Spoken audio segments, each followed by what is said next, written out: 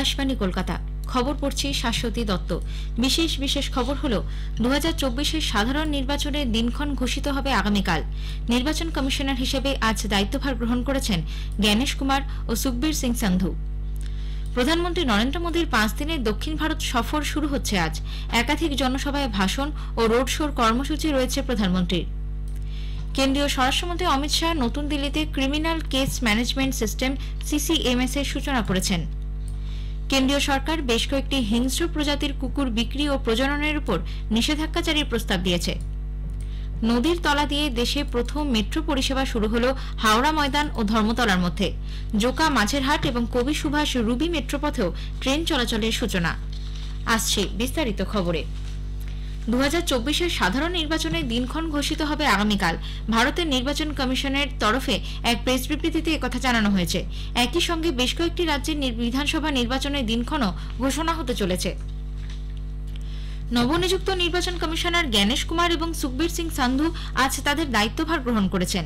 নির্বাচন কমিশনের পক্ষ থেকে প্রকাশিত এক বিবৃতিতে বলা হয়েছে, মুখ্য নির্বাচন কমিশনার রাজীব কুমার নির্বাচন সদনে নবনিযুক্ত 2 নির্বাচন কমিশনারকে স্বাগত জানান। বিশ্বের বৃহত্তম গণতন্ত্রের লোকসভা নির্বাচনের আগে এই 2 নির্বাচন কমিশনারের যোগদানকে ঐতিহাসিক বলে মুখ্য নির্বাচন কমিশনার উল্লেখ করেছেন। প্রধানমন্ত্রী নরেন্দ্র মোদীর সভাপতিত্বে গতকাল একটি প্যানেল থেকে শ্রী কুমার ও শ্রী সান্ধুকে নির্বাচন কমিশনার পদের জন্য নিয়োগ করা হয়। নির্বাচন কমিশন ইলেকটোরাল বন্ড নিয়ে স্টেট ব্যাংক থেকে পাওয়া সমস্ত তথ্য তাদের ওয়েবসাইটে আপলোড করেছে। সুপ্রিম কোর্ট এজন্য যে চূড়ান্ত সময়সীমা ধার্য করেছিল তার একদিন আগেই এই সংক্রান্ত বিস্তারিত তথ্য পেশ করা হলো। সর্বোচ্চ আদালতের নির্দেশ মেনে SBI এ মাসের 12 তারিখে নির্বাচন কমিশনকে ইলেকটোরাল বন্ডের ব্যাপারে বিশদ তথ্য দেয়। www.eci.gov.in/candidate political party এই ওয়েবসাইটে গেলে সমস্ত তথ্য পাওয়া যাবে। 1 লক্ষ, 10 লক্ষ ও 1 কোটি এই 3 ধরনের বন্ড কেনার ক্ষেত্রে যে তথ্য প্রকাশিত হয়েছে তাতে দেখা গেছে গ্রাহকের তালিকায় বিভিন্ন কোম্পানির পাশাপাশি ব্যক্তিবিশেষেরও নাম রয়েছে। নির্বাচন কমিশনের ওয়েবসাইটে 2টি তালিকা দেওয়া হয়েছে। প্রথমটিতে রয়েছে যে সমস্ত কোম্পানি এই বন্ড কিনেছে তাদের এবং কোন তারিখে কত টাকার বন্ড কেনা হয়েছে তার হিসেব। দ্বিতীয় তালিকায় রাজনৈতিক দলের নাম, কত টাকার বন্ড এবং কোন তারিখে সেগুলি ভাঙানো হয়েছিল সেই সংক্রান্ত বিশদ বিবরণ। তবে কোন কোম্পানি বা ব্যক্তি কোন দলকে কত টাকা ডোনেশন দিয়েছে সে ব্যাপারে কিছু জানানো হয়নি। কমিশনের পক্ষ থেকে আজ এই তথ্য প্রকাশ করে এক বিবৃতিতে বলা হয়েছে, SBI থেকে তারা যেরকম তথ্য পেয়েছে তাই ওয়েবসাইটে তুলে ধরা হলো। কেন্দ্রীয় সরকার এবং বিজেপি শাসিত উত্তরপ্রদেশ সরকার আদর্শ আচরণবিধি লঙ্ঘন করে জনগণের টাকায় সংবাদপত্রে রাজনৈতিক বিজ্ঞাপন দিয়েছে অভিযোগ তুলে তৃণমূল কংগ্রেস জাতীয় নির্বাচন কমিশনকে চিঠি দিয়েছে। সরকারি বিজ্ঞাপনের মোড়কে কার্যত রাজনৈতিক বিজ্ঞাপন দিয়ে আদর্শ আচরণবিধির অনুচ্ছেদ 6 লঙ্ঘনের অভিযোগ তোলা হয়েছে। উল্লেখ্য, গত বৃহস্পতিবার কলকাতা থেকে প্রকাশিত একাধিক ইংরেজি দৈনিকে ভারত সরকার এবং উত্তরপ্রদেশ সরকার যে 2টি বিজ্ঞাপন প্রকাশ করেছিল তার প্রেক্ষিতেই এই চিঠি দেওয়া হয়। প্রধানমন্ত্রী নরেন্দ্র মোদী 5 দিনের দক্ষিণ ভারত সফরে আজ রওনা দিয়েছেন। প্রথমে তিনি সফর করবেন কর্ণাটক, অন্ধ্রপ্রদেশ, তেলেঙ্গানা, তামিলনাড়ু এবং কেরালা।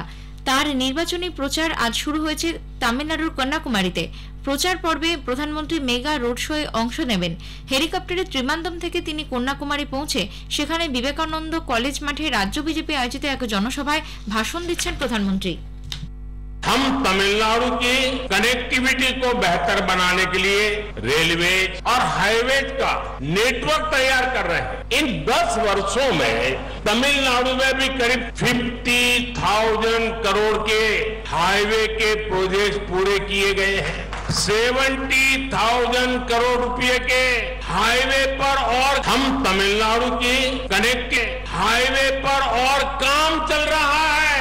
बीजेपी सरकार ने इस साल रेलवे इंफ्रास्ट्रक्चर के लिए तमिलनाडु को करीब 6,300 करोड़ रुपए दिए हैं।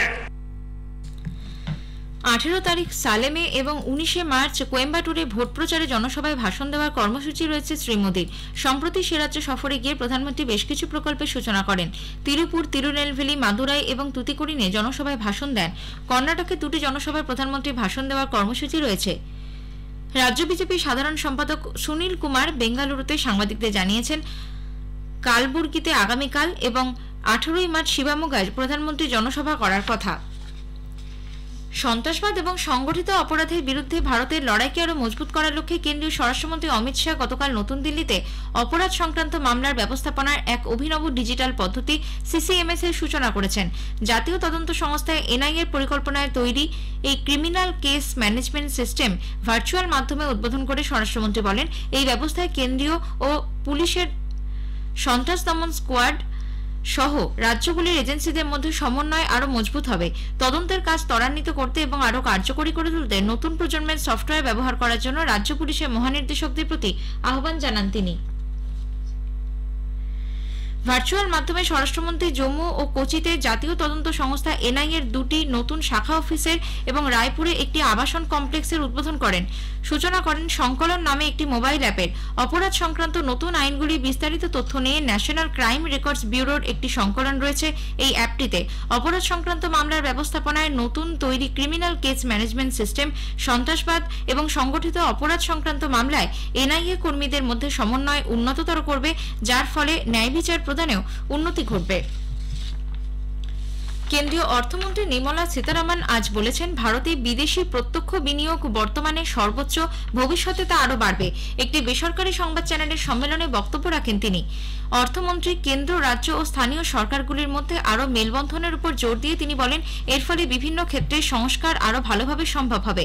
শ্রীমতী সীতারামন বলেন, মৌলিক সুবিধা পেলে স্বাভাবিকভাবেই মানুষের দাবি পূরণ হয়। বর্তমান সরকার কৃত্রিম বুদ্ধিমত্তা, ড্রোন প্রযুক্তি সহ নিত্য নতুন প্রযুক্তির উপর কাজ করে চলেছে। সাধারণ মানুষের সঞ্চয় ও উপভোক্তা ব্যয় বাড়াতে কেন্দ্রীয় সরকার নানা প্রকল্প নিয়ে এসেছে। নির্বাচনী বন্ড প্রসঙ্গে প্রধান অর্থমন্ত্রী বলেন, তথ্য প্রকাশের পর এই নিয়ে ধারণা তৈরি করার প্রবণতা বাড়ছে। এই নিয়ে সুপ্রিম কোর্টের রায়কে স্বাগত জানিয়েছেন তিনি।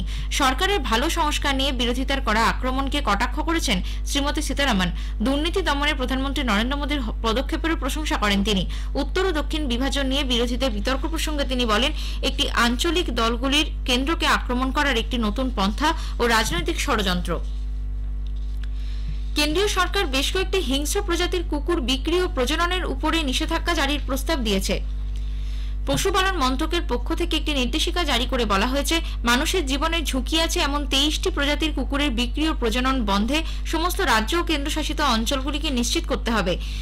মানুষের জীবনের ঝুঁকির কথা মাথায় রেখে পশুপালন এবং দুগ্ধ শিল্প মন্ত্রক এক সোশ্যাল মিডিয়া পোস্টে এই নিষেধাজ্ঞা জারির কথা তুলে ধরে। এইসব কুকুরের মধ্যে রটওয়েলার, পিটবুল এবং আমেরিকান বুলডগের কথা বিবেচনা করা হয়েছে। খবর শুনছেন আকাশবাণী কলকাতা কেন্দ্র থেকে। হাওড়া ময়দান থেকে ধর্মতলা পর্যন্ত শুরু হলো মেট্রো পরিষেবা। নদীর তলা দিয়ে দেশের প্রথম এই মেট্রো পরিষেবায় জুড়ে গেল হাওড়া ও কলকাতা।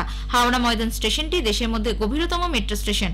হুগলি নদীর নিচ দিয়ে প্রথম ভ্রমণের শরিক হতে যাত্রীদের মধ্যে উৎসাহ ছিল তুঙ্গে।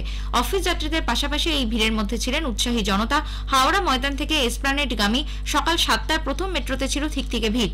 এই লাইনের শেষ মেট্রো রাত 9:45। 12 মিনিট অন্তর মেট্রো চলছে বেলা 11টা পর্যন্ত।